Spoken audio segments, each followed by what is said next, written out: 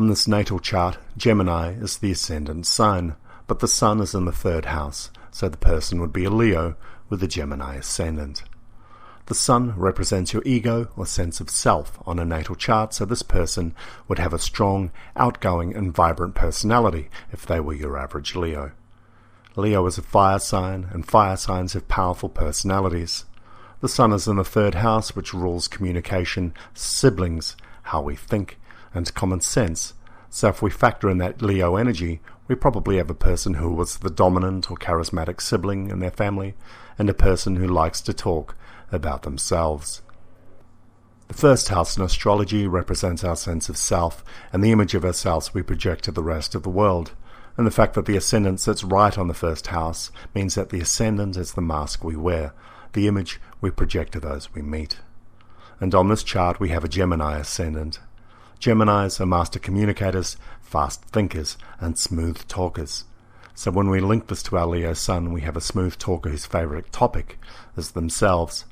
But the charisma and theatre of Leo, combined with the eloquence and mastery of Gemini, means that people will probably listen, because their ascendant is so articulate and convincing, it supports all that Leo shine and bluster that our eyes are taking in.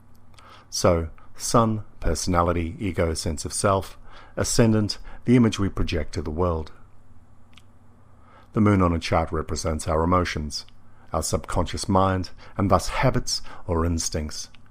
It represents our uncontrollable self, and when our moon is strong or healthily aspected, it can be our trusted inner voice or our intuition. When the moon is not so positively aspected on a chart, it can manifest as that voice of doubt or self-criticism, that fear of failure or lack of belief in our ability to be happy or succeed in life. The position of the moon on a natal chart will tell us what sign rules your natal moon, and the house tells us where our emotions or subconscious might be centered in our lives. So if our moon was in the 7th house, the house of relationships and partnerships, it may be emotionally important for this person to be in relationships, and they find themselves instinctively looking at people they attract from a relationship point of view. Yet this house is ruled by Sagittarius, a sign that does not like to be tied down.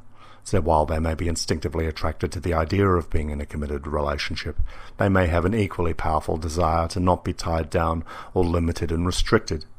The pattern of someone who gets married multiple times, perhaps. Anyway, this lecture tells us the roles of the Sun, Moon, and Ascendant on the chart, and gives us a little insight into how we may interpret them in relationship to the signs they're in and the houses they occupy. And if you're relatively new to astrology, then you can already see that there is a lot more to it than horoscopes and one-dimensional snapshots based on your star sign.